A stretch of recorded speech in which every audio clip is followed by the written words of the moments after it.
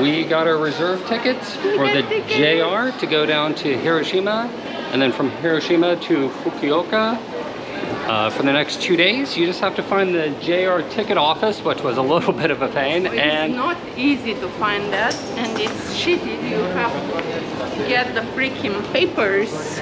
Yeah, well, you can also just go on the open carts where there's no reserved seats, but we bought the green ticket, so we want our nice seats. And we actually had to sort of play around with the start times to find 2 seats next to each other on a Sunday train. Right. They already booked. It's unbelievable. I mean, like, and we need it in 2 days later. It's not today, not tomorrow. Yeah, so if you want to reserve your green seats, do it ahead of time, especially on the weekends. So that's the building we're trying to get to, but there is a ton of construction around here, so let's see if we can find our way. So that is where we're going. That looks so cool up there. But first we're gonna explore this ground level. We saw this cool little park here. It's weird, you only go like a couple of metro stops over, and I feel like I went to a completely different city. Chris is having fun taking pictures. I like all the outdoor spaces in Japan so far, huh? Both Tokyo and Osaka had tons of these beautiful green outdoor spaces. In the feel of the city, so much different than a different part of it. Like we just got out of the metro here, and it feels like you're in a different place. Nothing looks the same, like around our hotel. Around our hotel. Yeah. Really just like a forest right in the middle of all of these skyscrapers. Must be a nice relaxing place to come eat lunch if you work in one of these office buildings. So this is the Island Garden Island Forest. I think that's sort of a bad translation, but that's okay. View through the treetops of the floating garden and the sky bridge changing the seasons. So the floating garden's up by the sky bridge.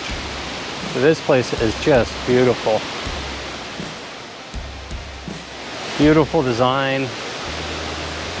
Like within 2 steps, you forget you're surrounded by giant skyscrapers and not in the middle of a forest. It's insane, especially this one up here is so beautiful, so strange. And then you look up and you see this beautiful, strange building. And that's where we're gonna go next. Yep. But for now, we're gonna enjoy this beautiful little park here.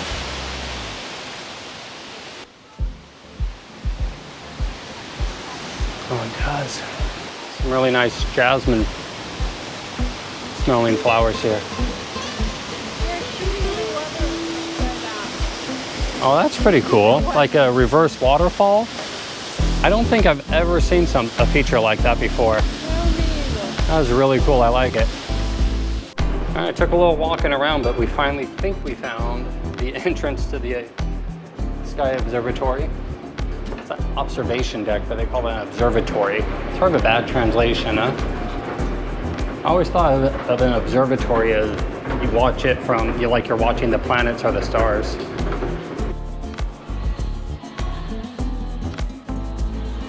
All right, so here's all the different areas. The observatory, the skywalk, all about the architecture, the Dream Mid-Air Garden, that's supposed to be really cool right there. And the skywalks, which are these diagonal walkways that go up and down. All right, let's go see how much tickets are. Oh, that's cool. It's a glass-sided elevator. On all 3 sides, it's glass. And they show you here the current height where we are right now, 95 meters high. 100 meters. And we're going up. Wow.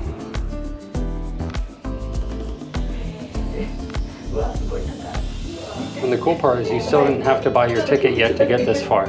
So far, it's a free trip. Wow. So this escalator is in one of those diagonal tubes that you can see from the ground level.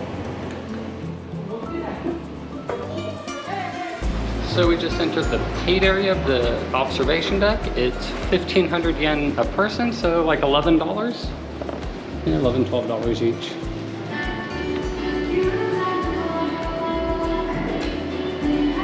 Just amazing views of Osaka. Look at all these giant construction projects they got going underway right now. Just like Tokyo, nothing but city in every direction. There's even a little cafe up here. Just tons of seating just to hang out and enjoy the view of the city. And of course, they have gacha machines everywhere.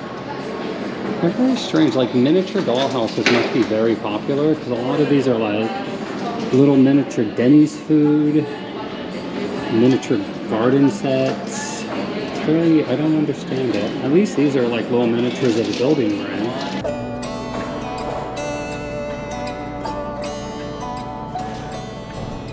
So cool, look at this view. We are right on top of the escalators we came up. We're probably gonna go down those two. Down the other one. And here we're outside. And you can see Osaka from all the way here.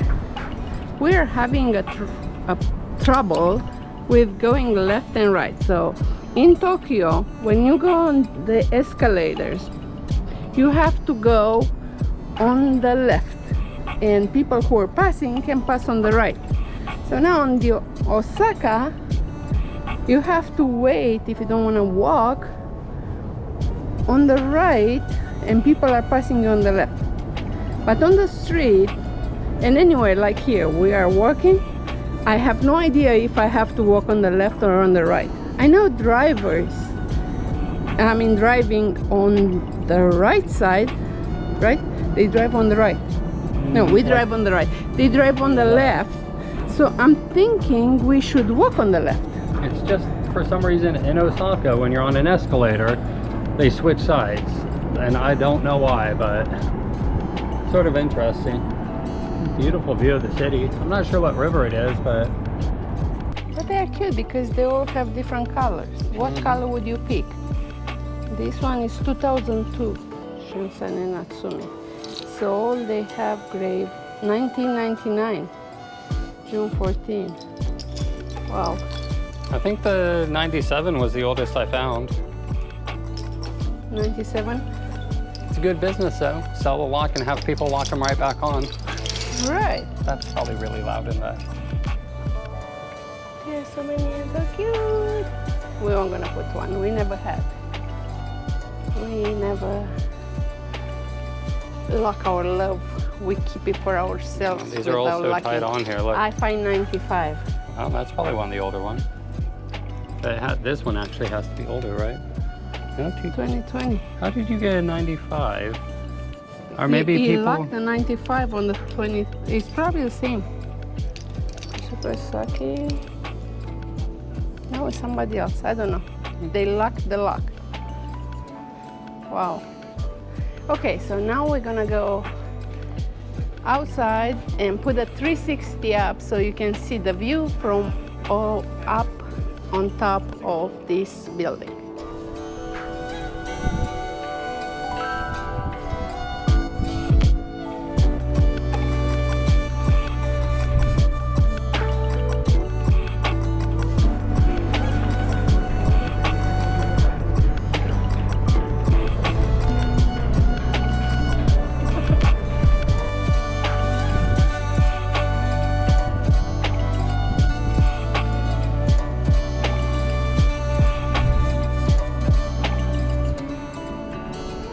I think this is the most interesting things, how the elevator goes. the escalators Escalators go in the spirit. and the glass elevator.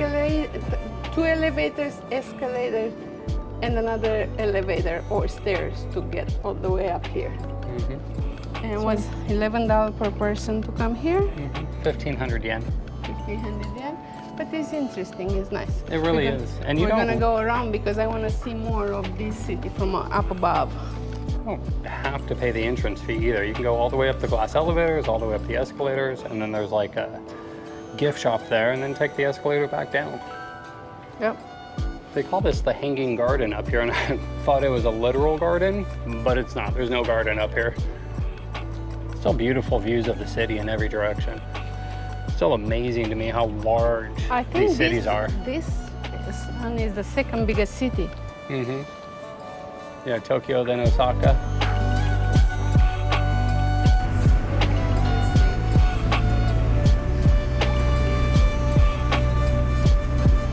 We really recommend this place. Come and like Ben said, you don't even have to go all the way up.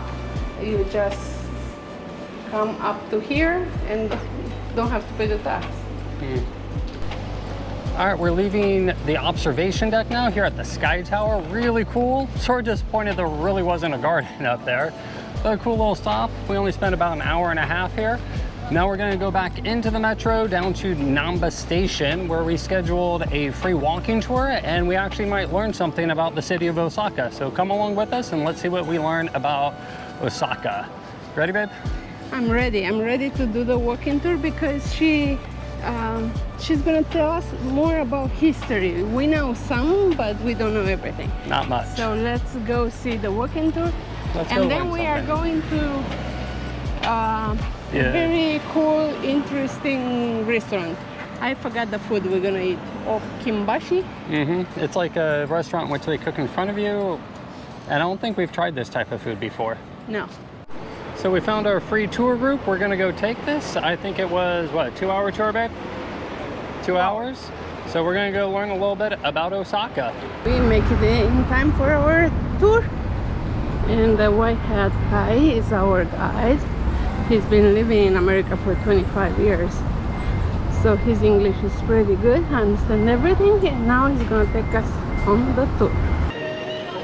The first place we went to is back to the Riverwalk, and maybe now we'll actually learn something about this place. So the tour guide was saying this sign is so popular because it's been the same advertisement since like 1915 or something. And it's by the Glico company, which makes those little sticks with the chocolate on them. You know which ones I mean? The little pretzel sticks with the chocolate or the vanilla. And we like it. They're good, yeah. So all these canals were all man-made in like the 1850s. It was all for transportation of merchandise. This was a big economic center of Japan at the time. And there's tons of man-made canals. And there is the classic picture of the Glico running man. Even in the daytime, the street is just absolutely packed here. So busy. So you were saying sort of the slogan of Osaka is eat till you drop or eat until you're in financial ruin. And I believe that there is food everywhere and everybody's eating. It's delicious. So that's a good saying when you go into a restaurant, and when you leave, you say "Gochu-sama," which means thanks for the great feast. He's just been explaining to us a lot of the different popular dishes here in Osaka, including fugu or blowfish, pufferfish, which is poisonous, so you have to have a special chef prepare it. We are not trying it. No. We're not dying in Osaka. All the specialty mochis that they make here in Osaka, and a bunch of other areas. This area is called, it translated to the Black Market because there used to be a Buddhist temple here that had a black gate. Not anymore, but the name's carried over for the last 300-400 years or whatever it is. So now we have 20 minutes to buy food. We're gonna go to the market. And we're gonna eat all the market. Probably not. We might try something now. We're gonna try something. All right, so this is the Black Market. We're just gonna go explore it. It's about 600 meters long in this area. All sorts of famous dishes you can get here, and it's cool. I love the big old giant grouper model. Tons of different foods and fashions. Ooh, even a junk shop. All right, now I feel like I'm in a real market here.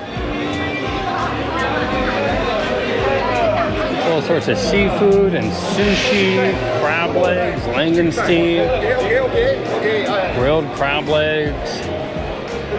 I have no idea what that is.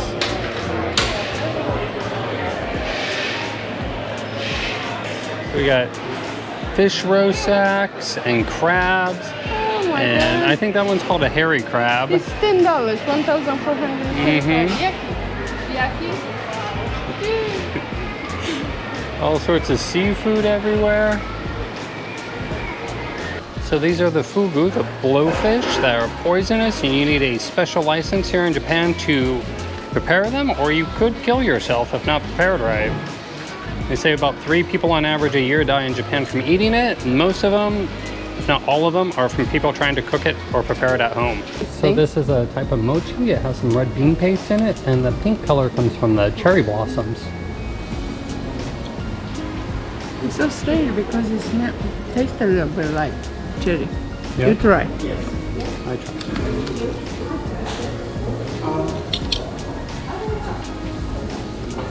I'm not able to especially. It's not bad. So in a street full of seafood, of course, we find the steak skewer stand. So we got one of the Wagyu beef and one of the Kobe beef, and we're gonna compare them to see which one's better. As you can see, the Kobe beef is almost 4 times as expensive as the Wagyu.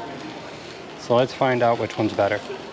So we stopped at this little stand to get some skewers. We got the Wagyu and the Kobe beef, and we're gonna compare and see which one's better.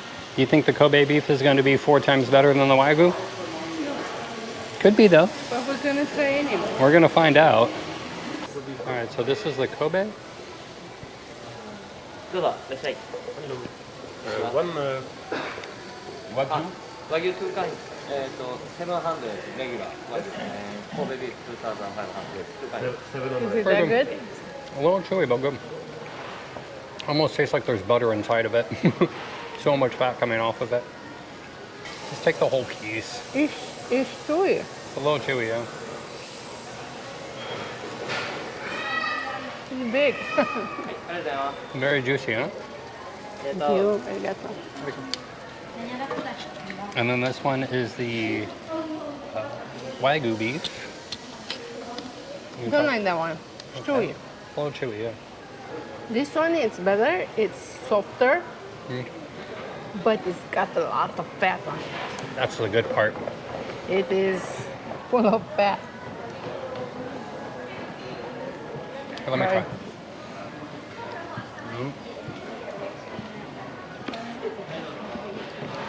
It's crazy. Almost tastes like a different animal, huh? I like that one better.